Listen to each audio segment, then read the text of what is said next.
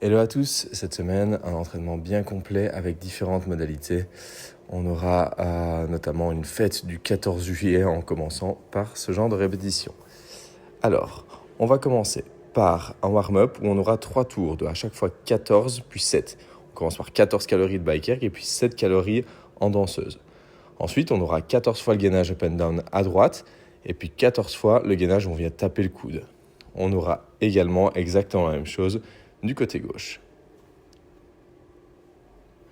On aura ensuite les pompes à genoux, 14 pompes à genoux complètes, et puis ensuite 7 pompes normales. Si vous devez réduire un petit peu l'amplitude, il n'y a évidemment pas de souci.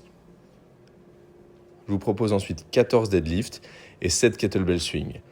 Je dirais entre 6 et 16 kg en fonction de votre niveau.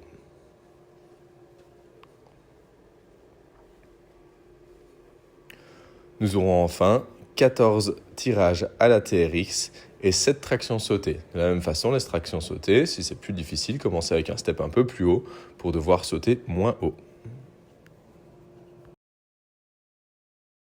Vous aurez ensuite un développement de force où vous aurez un E2 ce qui veut dire que vous allez travailler par bloc de 2 minutes. Et en 2 minutes, vous allez devoir faire 5 fentes verticales à droite et à gauche. Ensuite, vous ferez 6 tours de ça. Enfin, pour le WOD, on est sur un AMRAP 20 minutes, ce qui veut dire AMRAP pour as many rounds as possible, donc le plus de tours possible en 20 minutes, où vous aurez 20 air squats, 15 crunch, 10 wall ball shots. Les wall ball shots, je vous conseille de les faire aux environs de 5 kg.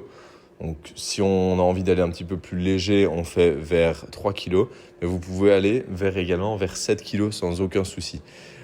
On est sur un mouvement qui doit être vraiment bras dominant, ça va être difficile au niveau des bras. Le squat est là que pour vous aider.